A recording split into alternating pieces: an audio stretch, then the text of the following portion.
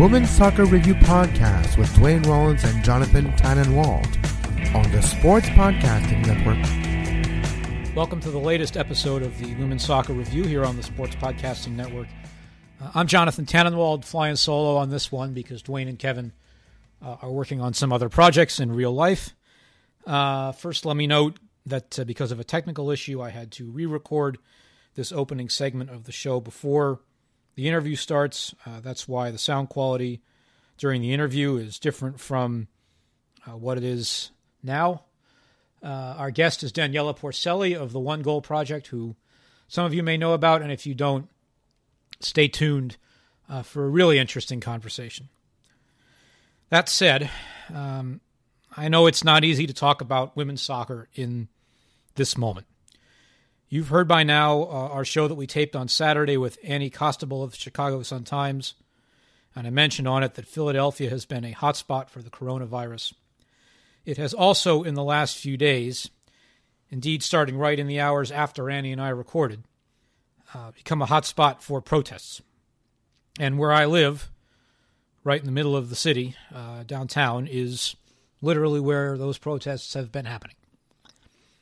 As I've said before and will continue to say, my ability to express my opinions about things related to politics, and that's a broad brush for better or worse, is governed by an employment contract that I signed at the Philadelphia Inquirer.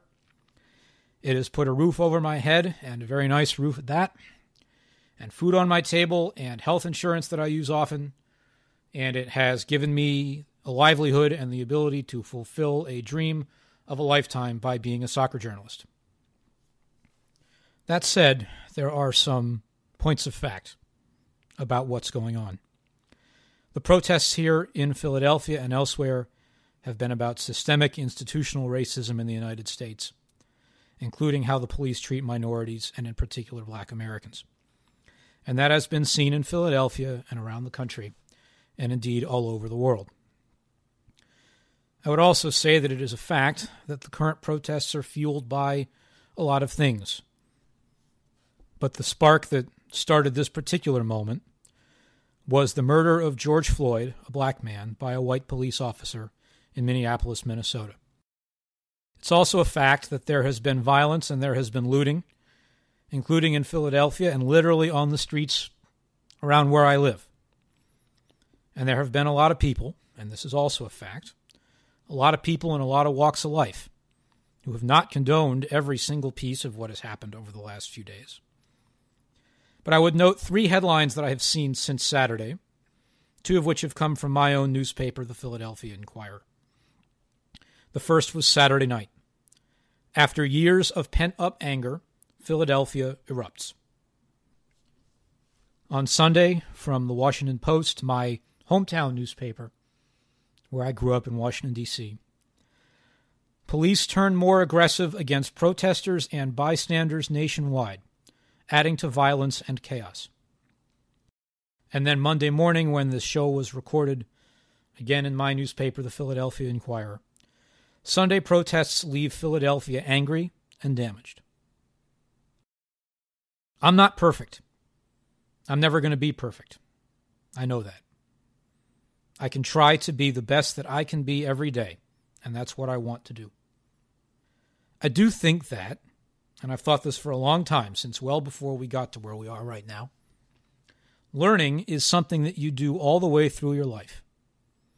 It's not something where you go to school as a kid and as a young adult, and then you graduate from university or grad school or whatever it may be, and you walk across a stage with a degree in your hand, and then you're done. You learn all your life. And that's something that I try to do and want to keep doing and hope that I'll be able to keep doing. And with all that said, I know that, as I mentioned earlier, you might not want to listen to a podcast about women's soccer right now. I get that.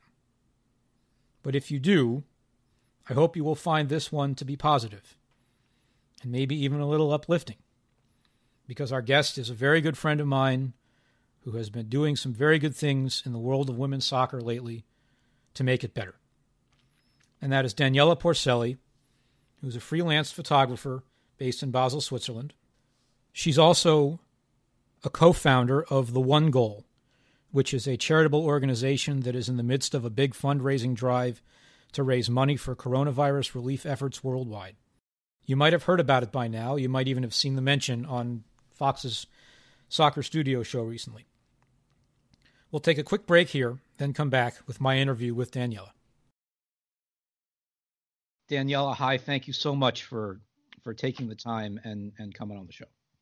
Hello, thank you so much for inviting me to be on the show. As you said, it's at the moment for sure a difficult time, like in the US, with what's been happening the last few days.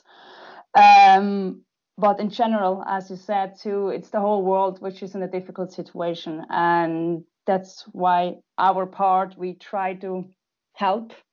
Now it's more in the Corona, COVID-19 situation. And I hope now with this podcast, we can make awareness for a few people. And so I'm really excited to talk to you about it. So the premise of the fundraiser, the project does a lot of different things. And Danielle, I'll let you obviously get into that. The fundraiser is that you can go on the One Goal's website, which is the onegoal.org, and donate funds and be entered into, I guess I would say it's not really an auction. It's more of a raffle, right? To win a signed jersey. There are 20 of them from some of the biggest names in European women's soccer: Beth Mead, Lara Dickinman, Lena Gosling, Lotta Schellin, Dominic Bloodworth, Lucy Bronze, Bethany England, Pernille Harder. It's an exceptional list, Daniela. And why don't you tell folks, how it all came together? Exactly. So with, as you said, like the One Goal, the organization, the One Goal is it's nearly a 2-year-old organization, so we're pretty young. It was created by Hedwig Lindahl and me, so one of the best goalkeepers in the world, super famous, and me as a sports photographer. We got together and created the One Goal, and we have been the last 2 years trying to auction special items from the women's soccer players and give it to people who want, like fans from the women's soccer world who try to bid on the auctions. This campaign came together, as we all know, Corona, which put the whole world together in a big problem. Of course, there are always problems in the world. There's always inequality. We're fighting every day. But this pandemic is existing everywhere in the world. And so we try to find a solution, like how can we help? We are a really small organization. It's women's soccer. We are not big as Lionel Messi and Cristiano Ronaldo, but the women's player are existing. So we wanted to give them a platform to donate something as a jersey, a signed jersey, and help fundraising, so we can donate money to mostly to the World Health Organization. So that was the plan of the campaign in that case when we started. And if you're listening to this while the campaign is still going on, I'm right that it ends the close of business on June 2nd, right? Exactly. So tomorrow evening, 6 p.m. UK time, so British time, it's closing for the 20 jerseys we had. So let's just tell me, in the beginning, we just had some players coming on board, and then it was more and more, and we just said ourselves, we have to do a real campaign. I mean, this is incredible how the players got involved in it and were ready to donate such a special item. I mean, we're talking about a women's soccer jersey, a match-worn jersey, which are not existing in 100 replica versions, like in the men's soccer game. It's really something from the FIFA World Cup, which we maybe talk about later. Champions League worn. It's incredible. So it's actually a dream coming true that we have 20 players at the moment in the campaign. Where by tomorrow evening, it's the last chance to put the donation in and get to win it. That's the thing. And 6 p.m. UK time on Tuesday night, June the 2nd, which is 1 p.m. on Tuesday in the United States. On the East Coast. You can enter for as little as the auction is being run in English pounds as the charity of the currency. The donation is £5. Just £5 gets you one raffle ticket, I guess I would say, and that's around just a little more than $6 exactly to take a shot. Yeah. I know that your followers have a lot of Lucy Bronze fans, as anybody who knows you on Instagram has seen. But I look at this and just the list of players. It's really amazing and impressive to me that, I mean, obviously you and Hedvig know a lot of these people from Hedvig's playing career and your journalism work. But I think that it speaks very highly of the players that they would step up this way and in this great numbers to do this. Exactly. I mean, it's like we spoke to the players with the network of Hedvig. It's amazing how the players are trusting us. I mean, it's like that's always like the question of a player. Where do I donate my shirt? Which charity can I help? I mean, there's so many charities in the world which you could help, and it's always difficult to find, even as a player. Where can you contribute? And of course, with knowing them pretty well and they have been following us for the last 1 and 2 years, what we have been doing, like from nowhere we came out and now have been trying to do this big campaign. They trust us, and I think we are serious in the women's soccer, so that's why they trust us with such a big donation. And I spoke to Alex Popp, and she said, like, in a really nice way, for them as a player, it's maybe such a small gesture. It's a jersey which they have now, and they can give it away to a fan who wins this jersey, and it's all for charity. I mean, it's such a special gesture they can do, and as I said, for them it's one small step, but for us it's really big when so many people donate and we can actually contribute to something really beautiful in the world. The website again is theonegoal.org. They're also very active on Instagram and on if you've seen their Instagram interviews, you know that Daniela speaks more languages than I think I've lost count at this point. That's right. Yeah. I think you've even picked up Portuguese recently. Is that right? So that you could have to teach us a little bit, yeah. Like when I worked with the Brazilian national team, the women's Brazilian national team, I tried to pick up some words. I'm still learning, so hopefully next time when I'm with them, I can speak a little bit better. That's true. So as Daniela mentioned, she's done work for the Brazilian national team. If you're in the United States, you've most likely seen her work at Equalizer Soccer for some time now. If you're like me and you work in the journalism business, you know that she's done work for Getty Images, which is one of the major photo wires in the world that supplies a lot of newspapers and websites and television networks and so on. She's also done work for a lot of teams. Brazil, as she said, the Spanish women's national team, which is how I last saw Daniela at the She Believes Cup earlier this year, which was the last soccer game that I got to go to and might be the last soccer game that I get to go to for a while. She's also done a lot of work for clubs, including Arsenal's women in England and Wolfsburg's women in Germany. And I mentioned the Wolfsburg connection because the Frauen-Bundesliga is, I believe the only major European women's league playing right now. It's the only one existing, yeah. It's the only one playing, that's true. And again, understanding that you've done work for Wolfsburg, which we have to disclaim here. I know how much you follow the league, and I know that there are people in the United States who are interested in starting to pay attention to the league. Some of the games, at least, I believe, are available through the German Federation's website, live streaming. And why don't you tell the folks, Daniela, about some of the teams to know and the players to know?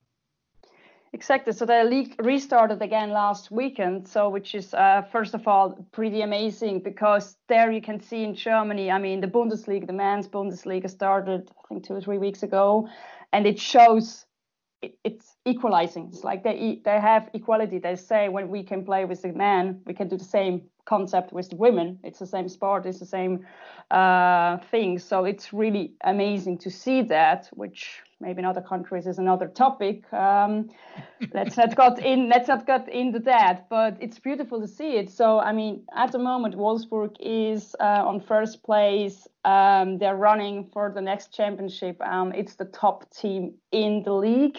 You always have, of course, Bayern Munich, a big name in the men's game, also in the women's game. It's a beautiful squad.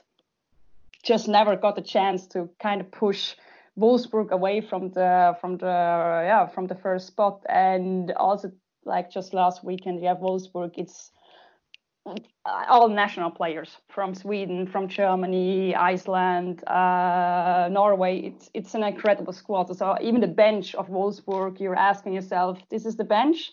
I'm like, I would love to have this as a first squad. So, but also like, I mean, you have really interesting this year, Hoffenheim is also on the third spot. So they are like running together with Bayern Munich. So they're fighting for the Champions League spot for the second place in the Bundesliga, which is really interesting because Hoffenheim doesn't have the same budget. They don't have the same player awareness as Bayern Munich, Wolfsburg. So it's really interesting to see what's going to happen there for the second and third spot. So it's a league which is kind of growing again. It was like a little bit the last few years, a little bit a drop, but it's growing again, and it's beautiful to see. And at the moment, it's the only league to watch. So if you want to watch soccer or football, it's the only thing which is actually going on in the whole world until you start with the NWSL in that case.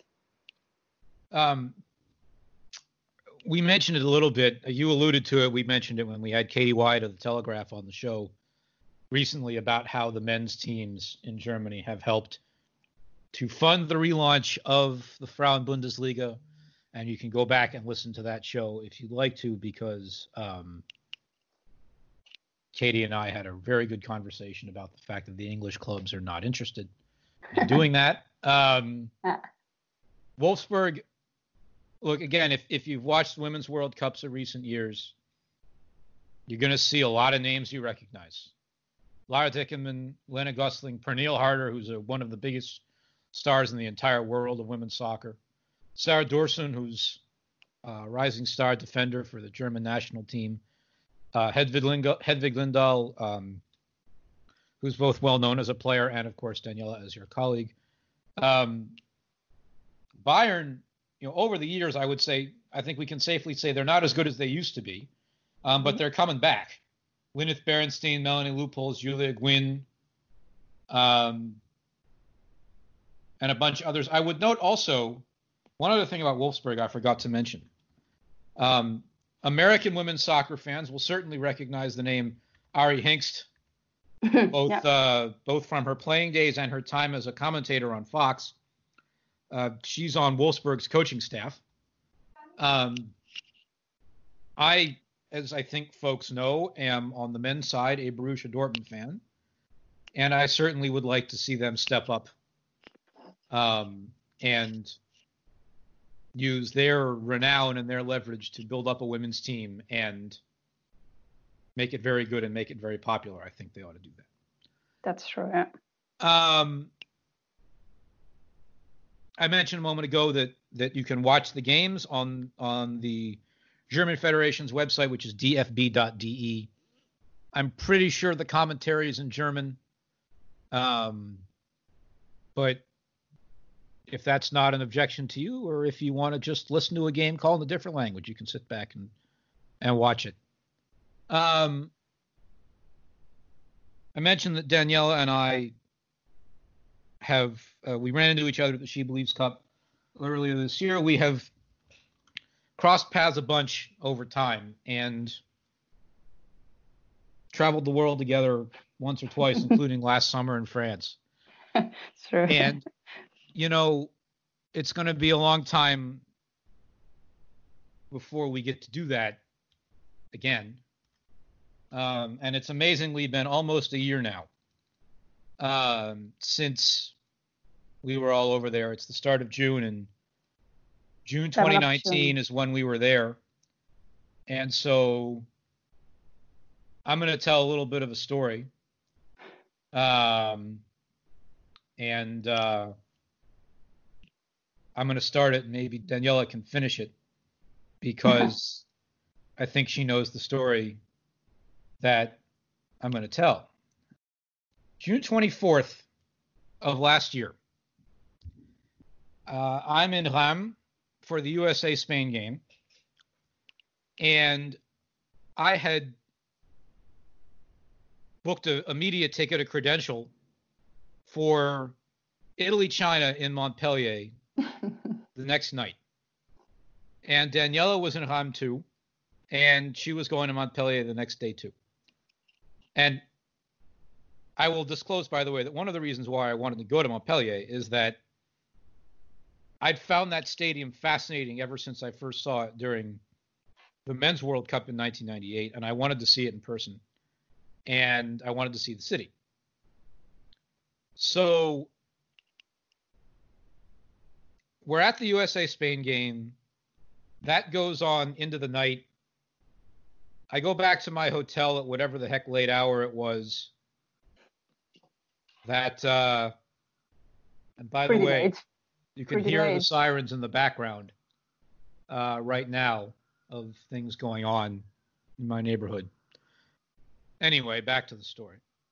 It gets to be, after the game, I go to sleep. I get about 3 or 4 hours of sleep at a hotel that is fortunately right next to the train station. And I meet up with Daniela and a colleague of hers, and we go racing clear across the country, from Rheims to Paris, across Paris, from the Gare du Nord to the Gare de Lyon, carrying all of our bags, all of my traveling equipment, all of Daniela's photo equipment, all of Daniela's colleagues' photo equipment. We get on the train to Montpellier. I think we might have had some amount of breakfast or lunch or whatever on the train. I just keel over and pass out for a few hours because I'm dead tired. We get to Montpellier. It's a terrific city. The weather was great. It was sunshine. I went to lunch downtown. I went across town to the Montpellier club shop because I wanted to buy a jersey. I missed it being open by half an hour. So I was not able to get the jersey that I wanted, which I'm still a little sour about because it was a pretty cool one. We get to the stadium. Daniela, of course, has been there for like 2 hours by the time I get there. I got there late. Missed the deadline to take you behind the curtain. The way these things work at World Cups is you get your credential for the game. Then you have to go and get a press box ticket. You don't pay for the ticket, but it's a ticket with your assigned place and a ticket for the press conference room and a ticket for the mix zone, each of which you hand to the security guard along the way. So I got there too late to get a mix zone ticket because it was Italy-China, and there were a lot of Chinese media there and no small amount of Italian media either. I managed to beg my way into a press conference ticket. I'm glad I did. So I get up to the press box. I'm sitting there, and then the game happens.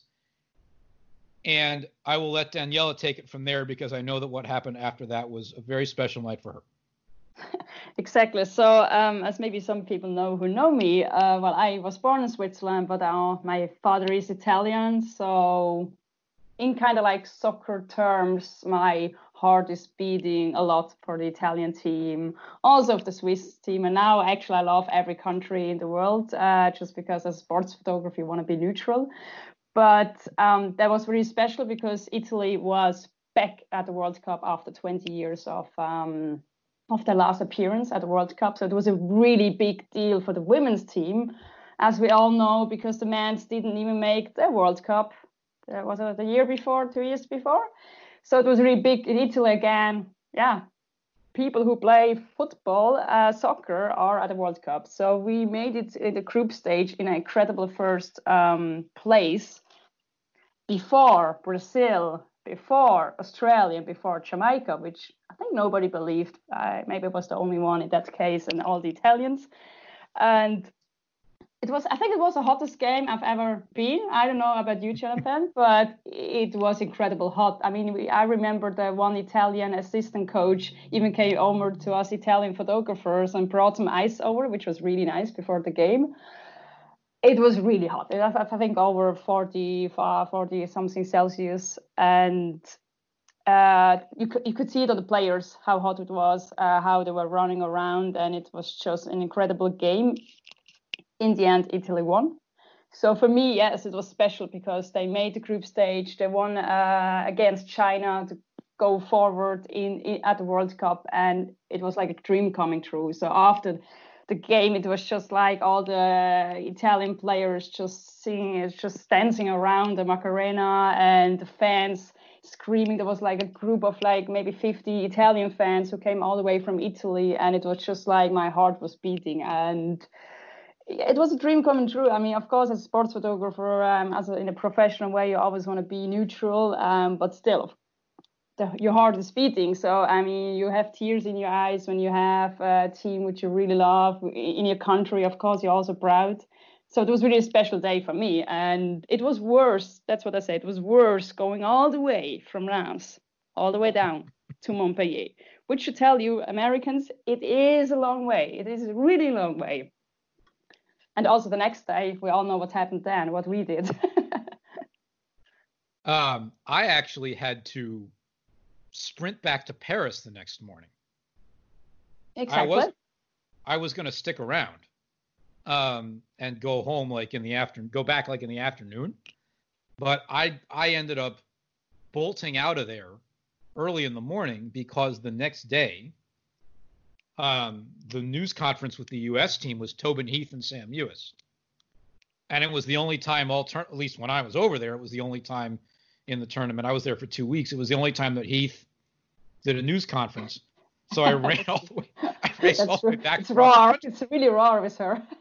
And that Italy game was the first time ever that Italy won a knockout round game in a Women's World Cup. And I was sat right above the Italy fans, like 2 levels of seating, like straight behind the Italy fans.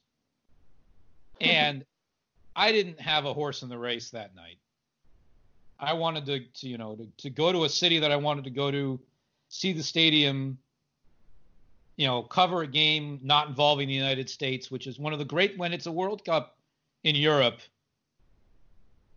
especially in a place like France or Germany or somewhere that you can take the train everywhere and see a lot of games. If you're not tied to covering one team, of course you're going to try to go see as many games as you possibly can. That's and true, yeah. It was incredible fun. And it was great to spend the time with you and be there for a game that I know mattered to you a lot. And, who knows when we're all going to get to do stuff like this again. I don't know whether I'm going to go to the 2023 World Cup. I know I'm not going to the Olympics in what is now 2021.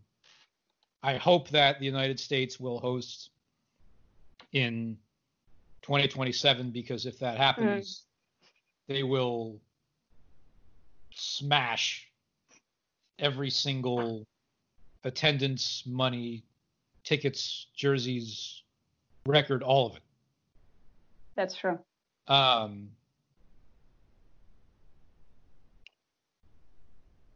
But Daniela, you know how much I enjoy your work as a photographer and with One Goal, and how envious I am that you get to travel all around the world.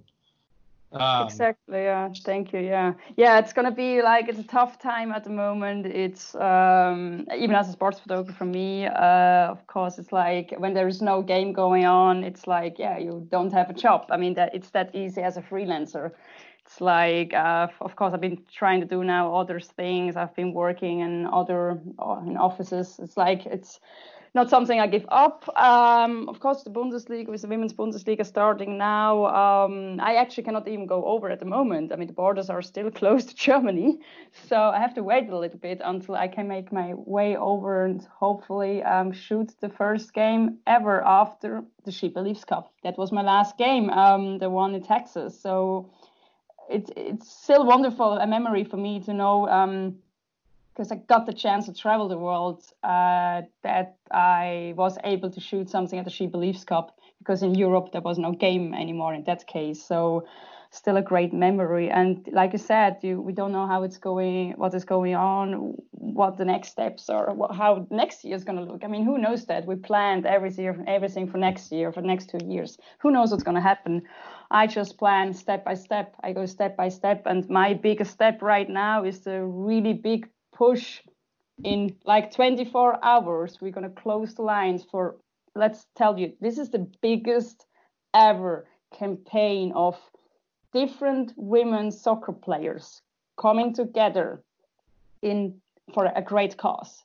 This never happened like this. I mean, there were like maybe clubs who did it and like one player, but this is the biggest ever that 20 players came along, and also a lot of other players who supported it with retweeting. So to you fans, to everybody who's listening, please go on the page, donate. It's like $6. It's a Starbucks coffee. I don't know what it is in America, but you can win a jersey. I mean, you can win a jersey of Lucy Bronze, of Alex Pop. I mean, I would love to have these jerseys, but I cannot even participate. So just donate. It's for a great cause. And for me, this is the biggest step. It's my 24 hours. I'm just thinking about this campaign. So you see, my mind, my heart my whole body is in this campaign right now. So that's why also I'm really grateful I was able to speak to you, Jonathan, that you give us a platform to talk about it.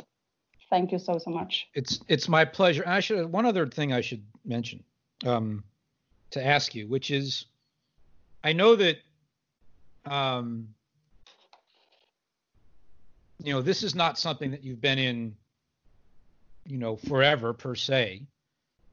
Tell people how you got into this. Into charity or into the photography game? Into photography. That was a really pretty funny story. I mean, I watched women's soccer for a while, mostly like during the time when the World Cup came to Europe. And I just started watching it live. And I always took a little camera with me, just a really small one, like the really, really small point and shoot cameras. And I was speaking to somebody who shoot a lot of games at Arsenal games in England. And it was during the time when Heather O'Reilly was playing there. So it's like one of my biggest idols, role models in the world in women's soccer, who was playing there. So I talked to this photographer, and he said, like, why I'm not shooting at the games. I mean, I'm like, well, I'm not a photographer. I'm like, I'm nobody. How should I go pitch side? And it's like, oh, next time, come with me. I will ask Arsenal if you can come along. I lend you a camera and you just shoot around. And I did that for one game at the Arsenal game. I remember it was 27th February 2018. It was against Reading. I was pitch side and I just fell in love. And then that's kind of how it started, step by step. I dropped out of my old job, which was a banker.